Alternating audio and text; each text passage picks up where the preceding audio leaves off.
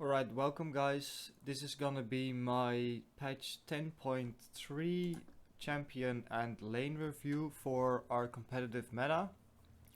I wanted to make this video to make sure that everybody has an understanding of the main importance and function of each single role in different team compositions, and so that everybody knows what champions the other guys can play. Of course, this is only my personal opinion, and it's from what I've seen in LEC, NALCS, and the games that my own team plays. So if you disagree with something, that's probably only a good thing, because then you start thinking about the states of lanes, champion importance in the game, and it will open up discussions. But I wanted to start with talking about top lane. So here we have the LEC top lane champion stats. So you can see which champs are played, how many times they've played, how much they've won, how much they've lost, and all the other stats. I'm not gonna focus on any of those stats. I just wanted to talk about the overall state of top lane and the importance that it has in the current meta, and of course that's directly linked to the champions that are being played in the other lanes and that are strong. But I do think that each single champion has its own importance and has its own role, and that's why they are very, very valuable. So in my opinion, the top lane champions are Aatrox, Gangplank, Mordekaiser, Camille as well, Irelia's up there, Urgot's up there. And the reason for that is because they're bruisers with some form of scaling to them. They have very good 1v1 potential. They're very versatile in different team compositions. So Aatrox can have some awesome flanks. Gangplank can use his ultimate. Ornn is of course great for team fighting, and he has quite a high all-in potential. So I know from LS that if your opponent has 700 HP or less and Ornn is level 6, that he can all-in them and get a kill from it. Mordekaiser can of course split push and make every 2v1 situation a 1v1 situation with his ultimate. Camille with Triforce is just a turret shredder. And if you run Conqueror or build Ravenous Hydra, she's incredibly strong in the 1v1 in the side lane. Same goes for Irelia, same goes for Urgot. If you run Conqueror on Urgot, and for example you build Death's Dance, he's basically just unkillable. Renekton as well can be a very strong pick. And the main thing that all these champions have in common is that they're bruisers that are able to build either full on damage, they can build very defensive, they can build HP, Sterox. A lot of them are also able to build Tiamat, of course, especially except for Urgot and Mordekaiser. And most of them also have quite a high amount of wave clear when they get access to a certain amount of items. And that's where I think the overall game state of now the competitive meta in 10.3 comes around, is that the lanes aren't as important as they used to be, but the most prominent thing is that they can wave clear efficiently, and be able to rotate and help their jungler. So with all these top lane picks, the things that they have in common is that they're very flexible in the builds that they can do. They're very flexible in different team compositions. They have kits that allow them to have multiple roles in with different needs of different teams. So Aatrox can be a split pusher. He can dive onto the backline of the enemy team. He has a very strong laning phase, and the same goes for most of the champions that we see here. But to pinpoint it to, like, let's say a top 3 of top lane champions, I would say that the top 2 that are here, Aatrox and Ornn, which are the most played in the LEC in 2020 split, they are very highly up there. Of course, they're utilized by a lot of teams, and there's a good reason for that. And then Gangplank and Mordekaiser tied in 3rd place, because Mordekaiser and Gangplank both sort of, they have their own qualities, but you could say that they're quite quite similar in gameplay. That Gangplank he can sit on the turret, he can soak up a lot of pressure. Mordekaiser can do the same with his ultimate. If he's split pushing late game, he can make any situation a 1v1 situation with his ultimate. Gangplank can use his ultimate to still be useful around the map, so that if your bot lane gets ganked or you want to contest Drake, Gangplank has an amazing ultimate for zone control. And they can also have a relative safe laning phase, and both of them have very different build paths. You can go for Grasp of the Undying on Gangplank, you can build Essence Reaver full crit, you can go Sterak's Gauge, and you can be a lot safer in lane. Mordekaiser can build all the HP items like Liandry's and Rylai's, but he can also go for the Proto Belt and Nashor's Tooth build. So they're all really independent champions that have quite a lot of similar qualities to them.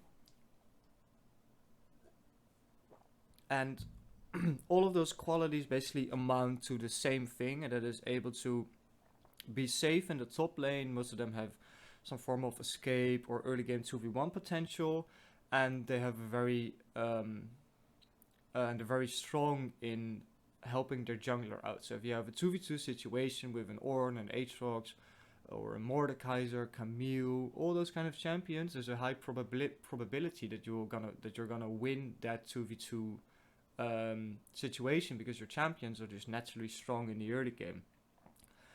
Of course, Soraka is not one of them. Soraka is also, I think, in a very niche spot right now, and I'm very glad that she's getting nerfed. Renekton is of course only or mostly an early game champion. He can still be very annoying in the late game, but he falls off heavily. In my opinion, the same goes for Rumble.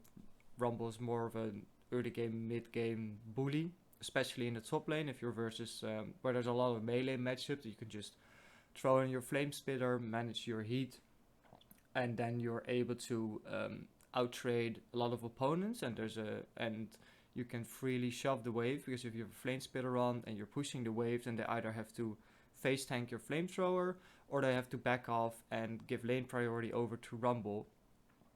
And this all amounts to the same point, which is the jungle is very important. And if jungle gets ahead early game, and if your lanes can have priority when they need to, and they can play safe when they need to, then you can basically do everything in the upcoming time in the games. Like they have all these possibilities of split pushing or grouping up for team fighting, but during laning phase, the most important part is being able to assist your jungler with contesting Scuttle Crabs, taking first Herald, not necessarily taking first Drake. I don't think it's that important, also because the Drakes got nerfed really heavily, and of course the Drake Soul and the third and fourth Drake are most important, because those are consecutively the same Drake, so that you get a lot more value out of the stats that they provide.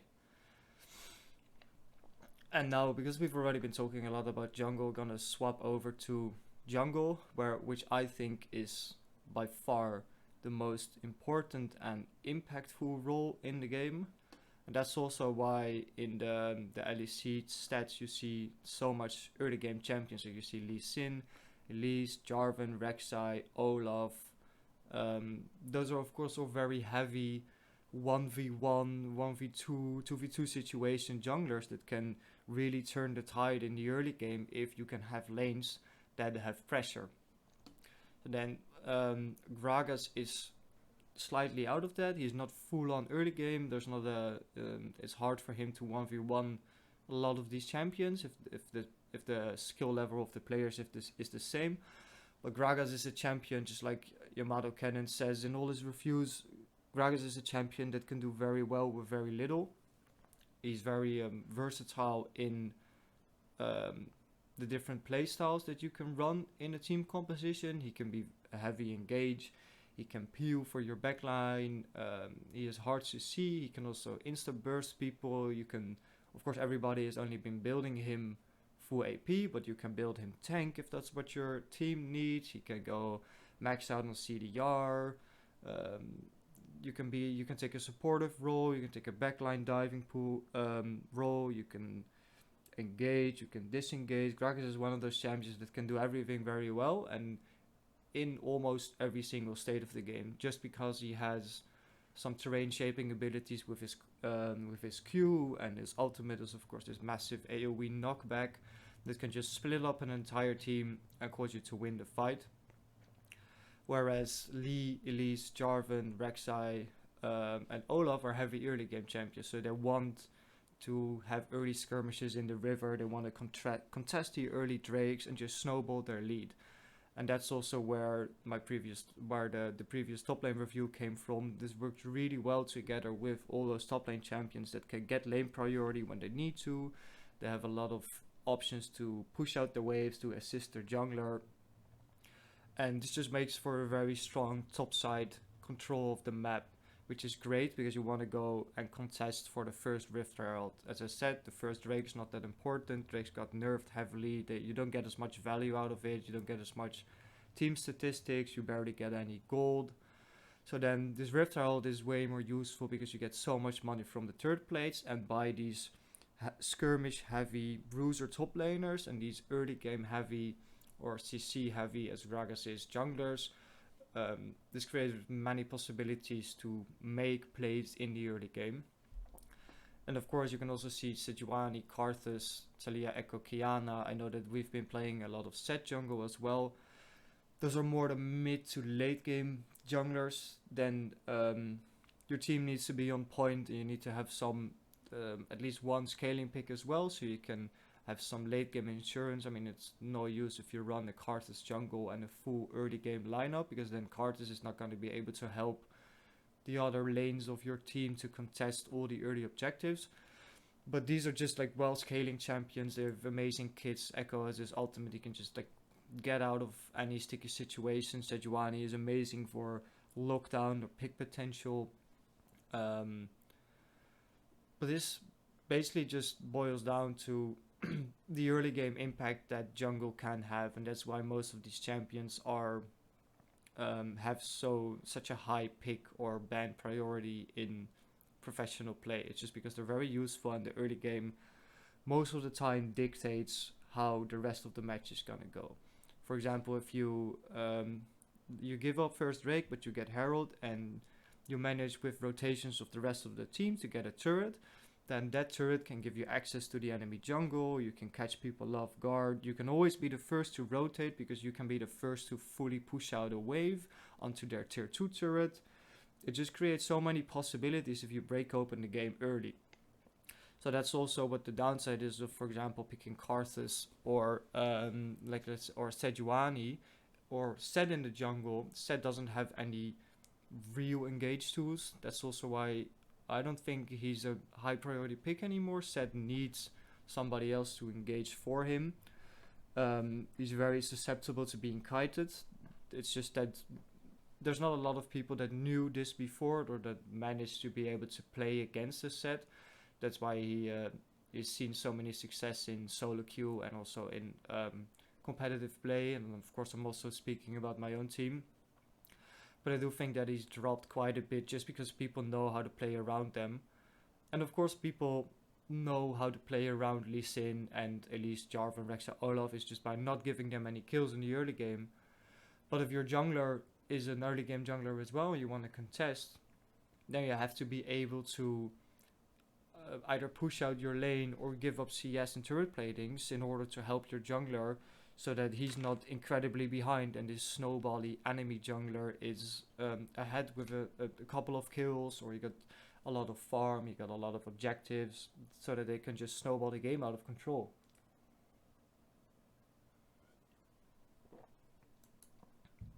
And for mid lane, I mean, I'm of course not going to talk about this entire list. This is way too many champions that have been picked. 26 champions in 40 games. But the top few of these champions, so LeBlanc, Zoe, Cassiopeia, Ryze, Qiyana, Diana, they're different of course, because LeBlanc is a very early game heavy champion. Qiyana and Diana and LeBlanc as well are heavy assassins. They can one-shot team. Zoe is very good for poke.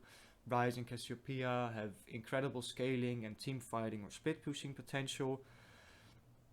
But there's two sort of categories that you have here, and that's you have the like the wave controlling, scaling mages. So you have Zoe, Cassiopeia, Ryze, Diana, Syndra's there of course as well, Vladimir, Vel'Koz, Kassadin, Orianna, Sylas, Veigar, Victor. They all function really well on item and level power spikes, and most of them, when they have their lost chapter, they can very easily control the wave, get priority to be able to rotate for objectives, get priority to be able to assist their jungler, and have an incredibly high damage output.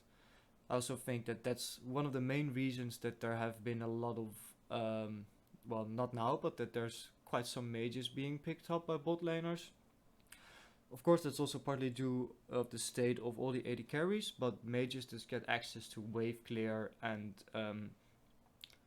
sort of semi-sustained damage quite early in the game. Like by most mages is when they pick up their last chapter, then they can, with a full combo or with either one or two abilities, they can one-shot the caster minions. Then you can already have you can easily push your wave, get priority, have a lot of lane control, have a lot of wave control.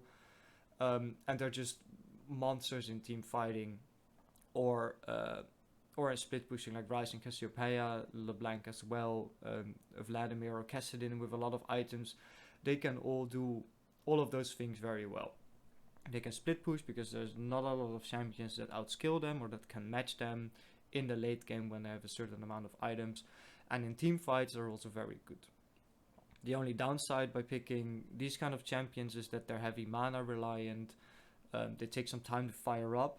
So that's why you see a lot of LeBlanc picks. And also why Pantheon is up there and why Mordekaiser, Ornn and Sett, for example Lucian and Tristana are there. Those champions come online a little bit early. They don't need these like heavy item or level power spikes in order to be powerful. The downside, of course, is they don't necessarily have a lot of wave clear or a lot of power in the late game, but it gives your jungler a lot of options to make early game plays and to make early game setups so you can snowball your lead out of control.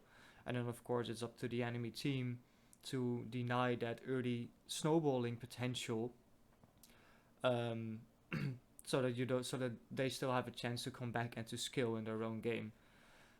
That's also why you see a lot of Syndra into Ryze, or why Syndra into Ryze or Cassiopeia is seen as a counter pick, because Syndra, when she has a lost chapter with the burst from her ultimate, if you take Electrocute, she has incredible lane control, she has incredible wave control. It's very hard if she has some items and some level to actually push her in and get some harassment on their turret. She can do a lot of burst damage. There's not many people that can survive that, of course.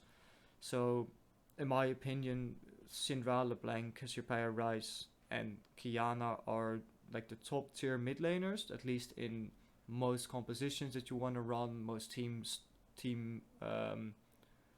like fighting, playing styles that people want to play. Also because the same as top lane, they can do so many things with the kits that they have. Like they're able to split push, they have a lot of zone control as well, like Zoe bubbles, Cassiopeia W, Syndra has her E, and Tristana's of course very safe, so you can jump away. And that's also where Veigar and Victor come in. They're more safe picks, they're more scaling picks like Ryze, but Victor with his W and Veigar with Glacial Augment and with the Cage, they have a lot of zoning potential, so that you don't necessarily have to have priority in lane. You don't necessarily have to have the better push than the enemy laner, but in team fights, if you lay down those abilities, you can zone a great portion of the enemy team out of joining the fight. And that's why you can turn the tide in many fights and manage to get a win for your team, or at least get a pick. And of course, if you have a pick, you have a 4v5. So then if the enemy is smart and you didn't blow all your cooldowns, there's a very small chance that the enemy is going to still engage on you if it's a 4v5. So then you're free to take objectives, to push vision, to get some turret damage, to have a nice reset on.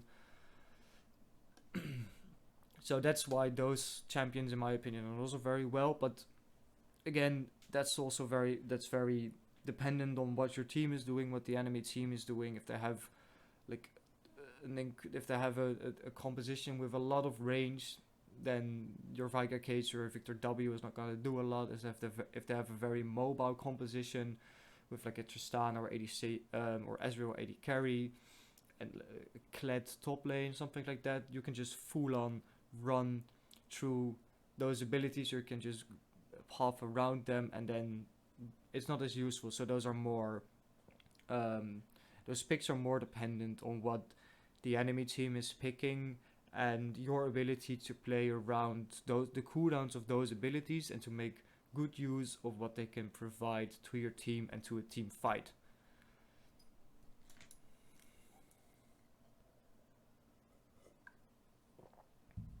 Then we're on to AD carry. This is quite, let's see, it's 18, 11, 26, 9, 9. So you see that AD carry and support have the lowest amount of champions played, at least in the LEC. I've also seen somewhere that the amount of players in high elo, so this diamond or above, that are support or AD carry mains for the combined of those two roles is only 15%. Most of the high elo players are other roles. And that's also mainly because I think that AD carry is not in a very good state in like on patch 10.3 in competitive play at least. I don't know why.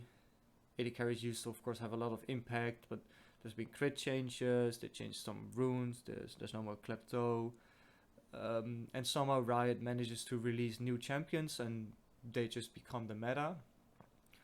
What I do think is that Aphelios, Miss Fortune and Senna are top 3 champions, also because they've been picked the most, but what Aphelios, Miss Fortune and Senna all 3 offer to a team is that they have a lot of range, and Senna is a very safe champion. Aphelios can also be a very safe champion depending on what guns he has.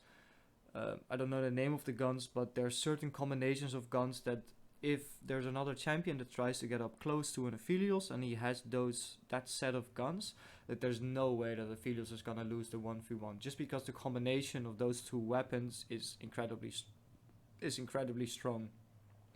I do know that in the next patch they're gonna change Aphelios so that everybody can see what gun is in his offhand. I mean, if I'm correct and if they're gonna run it. I don't think that's gonna fully break the champion. It's gonna just make it easier for other teams to decide when they want to fight. But it's still very hard to play around, and I know that they nerfed his ult and his sniper rifle range, or at least the overall range that he's managed to one-shot champions from. But with many of his combos or things that he can do, he can still outrange many of the other AD carries or even champions in the game. And also with his kit of many different guns, they all have different strengths. So if you're playing versus a heavy engage comp or a disengage comp, there's certain gun combinations that Aphelios can use to either shred all the engage or that shred the front line, or if he uses the Gravitum gun and he manages to hit one person on a disengage comp, you can CC them. You control everything on that one champion that is being CC'd by the Aphelios, and you can still get a pick. So that's why, in my opinion, Aphelios is one of the best champions, just because his kit allows him to be so very versatile in different states of the game and also in different team compositions and different play styles. Miss Fortune is, of course, and especially with the heavy AD build with Essence Reaver and Infinity Edge, the main reason why you're stacking AD is so that her ultimate does more damage. And same as with Aphelios, the Miss Fortune ultimate, of course, has an incredible amount of range, and it's also a very good zoning tool. It's a good wave clear tool. It's something that players can use very effectively to switch the tide on team fights, because they have the AD carry is able to be in a position where they're relatively safe in team fights or in fights in general, and they're still able to have some form of damage output without getting one shot by the tank on the enemy team, the jungler, the mid laner, even a lot of supports can 1v1 AD carries. I mean, at least in the early / mid game, not late game, of course, because there's the high scaling of crit items. But these two champions, Aphelios and Miss Fortune, they just have so much versatility on Aphelios with the different guns, and so much range on the Miss Fortune ultimate, and zoning with the E. You can proc, press the attack easily with an auto attack, a Q, and another auto attack. They're just very strong kits that they can play around in many different compositions. Like, you don't have you can there's quite some room for mistakes because of their range, because they're so far away, so it's hard to get onto them. And of course, that's also why with these heavy range champions, why you see like Diana and Kiana and LeBlanc in the mid lane, those are champions that can easily dive onto your backline and just full on 100 to 0 the AD carry. I mean, there's not a lot that you can do about that, but still seeing that they're not being picked every day, that every single game LeBlanc gets outskilled very hard. If LeBlanc isn't that ahead in lane, then she's also, her power spike is also a lot later and she's a lot weaker. But of course, that's all dependent on the enemy team skill level and what happened in the rest of the game. But overall, the range is what makes Aphelios and Miss Fortune, in my opinion, very good champions to pick up. And then that's also the case for Senna. Of course, Senna with the soul pickup has infinite scaling. They did nerf her soul pickup for the AD carry role, that she gets less souls out of it. But I mean, if you get past laning phase and you don't have a lot of souls, and you get to the stage of the game where you're grouping, or where there's multiple people in the same lane, like besides the AD carry and your support, then there's always gonna be people that get a certain amount of the CS in that lane, and that opens up possibilities for Senna to get more souls. And the good thing about Senna is, of course, with her Q and with the global ultimates, that she has healing for the rest of the team. So Senna basically just fulfills a second support role. If you have a Senna in the backline, and it doesn't matter what champion is in front of it or what champion is next to it, you have this extra layer of safety and of healing, so that you can take more extended fights. Senna, of course, also is a really nice user of Glacial Augment. So against teams that are hard engage or disengage, if you get one auto attack off on somebody, their perma slowed, and you can just keep chasing them down. If people want to engage, you have your root ability. Senna's kit just has a lot of supporty-ish aspects, while still being able to do an incredible amount of damage if she gets to like a certain items. But that's the same with Miss Fortune, Aphelios, Xayah, Varus, all of those champions. She needs the items to skill, but besides that, her kit is just very useful in a lot of different teams, because it can take up this supportive role instead of being the traditional carry that support was in previous competitive patches and seasons. Then of course, I mean, Xayah, Rakan, that's a very strong combo. You can do the level 1 cheese. I think everybody has already seen enough of Xayah to know that she is strong, and that if she's played well, that she can really excel in team fights. She also has her own get out of jail card. She has her ultimate for safety. And she has a lot of range, like in comparison with Kai'Sa, it's a very short range, high scaling champion.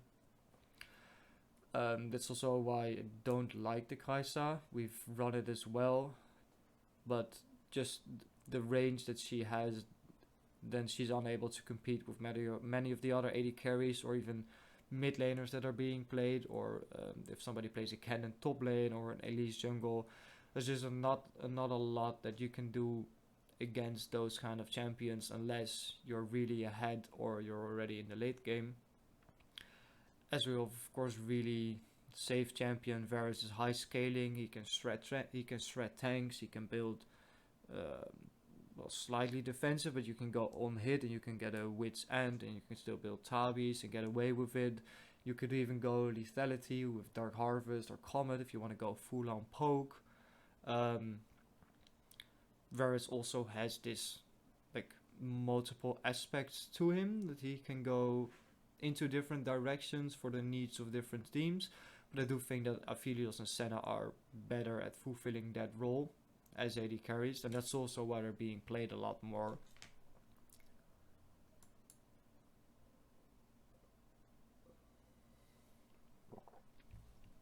And then for support, it's quite obvious. Braum, Rakan, Thresh, Tahm Kench, Yuumi, they're all very safe supports. They can sit on one champion and fully protect them.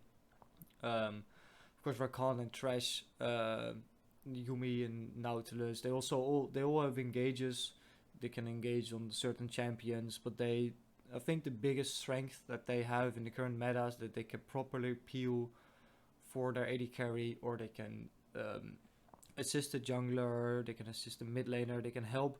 They have this aspect to them that makes them able to help every single champion in the game and be useful to them regardless of the state of their own lane or the state of the AD carry. Because of course, as I've just talked about, I don't think that AD carry is in a very good state right now.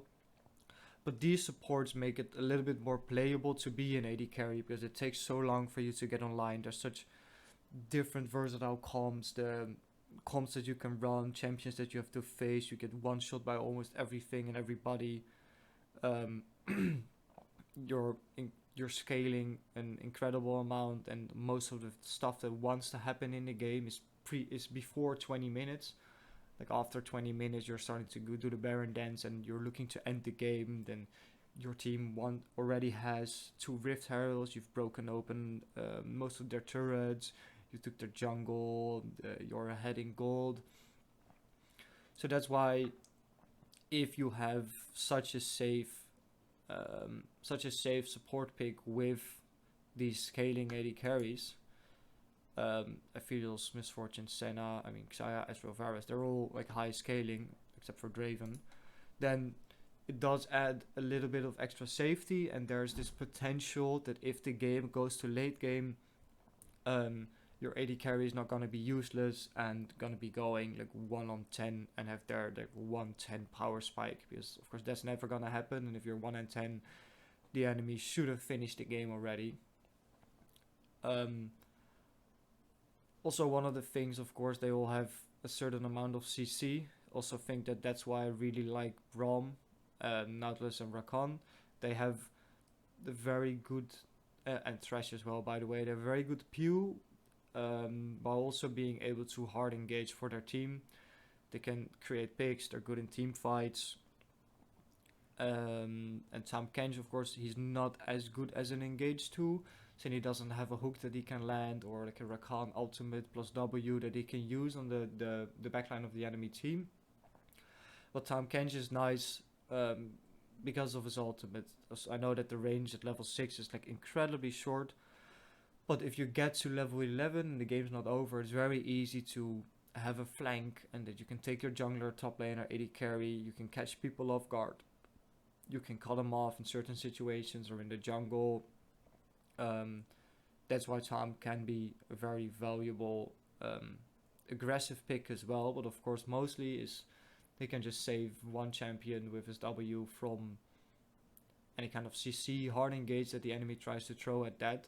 The downside, of course, is then that you're slowed.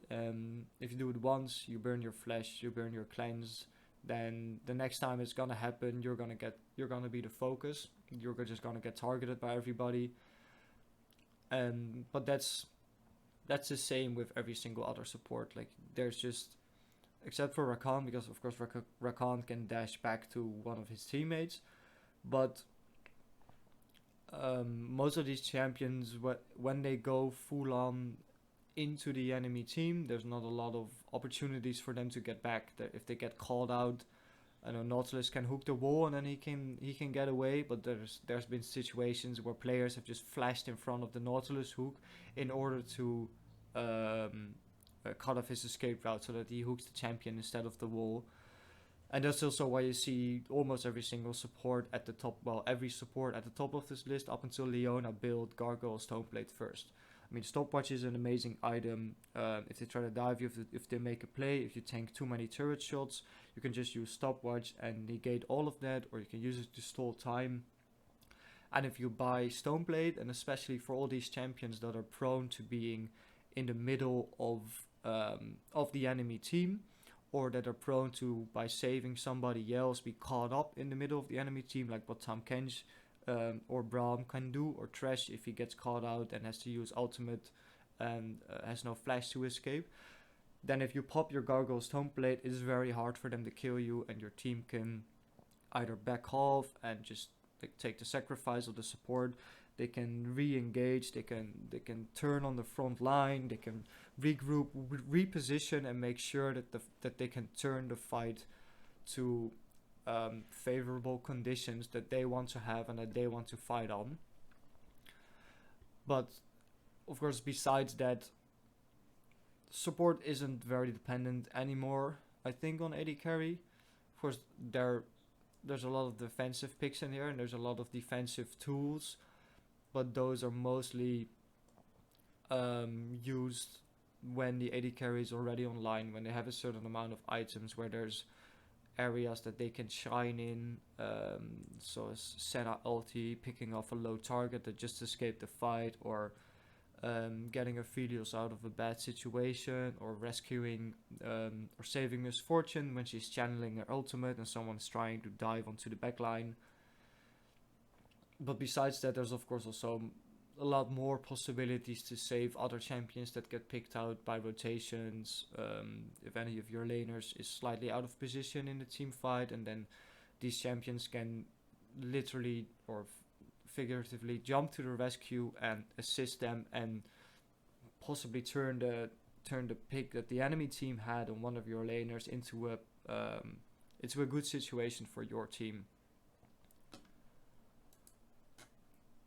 And then I don't know if I really want to take the solo queue tier list into account that much, but of course, as you see, and as we've all seen in the LCS and in other competitive play, that Soraka is starting to be played top lane. Now Sona's coming back into the meta. There's a lot of people that like to play Zed. Of course, Sona and Soraka are also very supportive champions. Because they're ranged and because top lane has a lot of melee matchups, they can outbully them, they can play relatively safe in their laning phase, but most of all, they're just very useful in assisting their jungler by literally having an extra support on the map that is able to help the jungle or the mid laner when they get into bad situations or skirmishes in the river around Rift Herald fights, or around Drake once they've rotated, or if they have teleport up.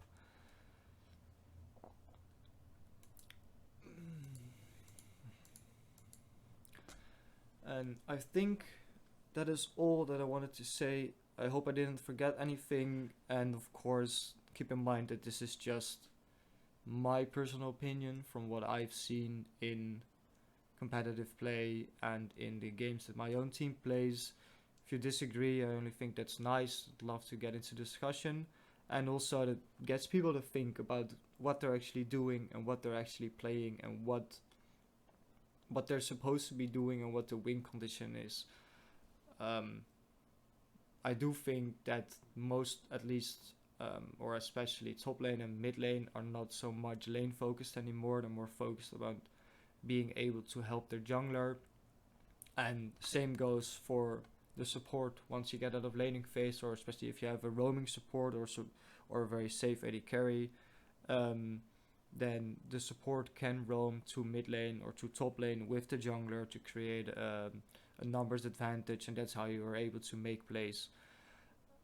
But all of this revolves around the jungler, and in my opinion, every single champion that you can pick in any single role has to be able to assist your jungler or your team at certain areas of the map in certain stages of the game. And most of this is early to mid game, where you'll be able to rotate before your enemy laner does, or with Soraka top lane or Senna bot lane, you're able to influence, or Gangplank top, you're able to influence the map. A lot of these blue bruisers top lane have a very good 2v1 potential, where they can at least get one trade kill, so that you're also sort of wasting the time of the enemy, or they didn't get what they want. Same goes for mid lane. It's a lot of mages that have wave control. They can assist their jungler. Most of them have good scaling, or at least they have some power in the early game. Of course, also with Ryze and Cassiopeia, once they have their tiers, they can already start and be active on the map. But then, again, my opinion is mostly revolving around what your jungler does, and how he can communicate with the lanes about their lane state, their priorities, and managing to make plays on the map, with the solo laners together. But thank you for listening, and I hope to do more of these in the future.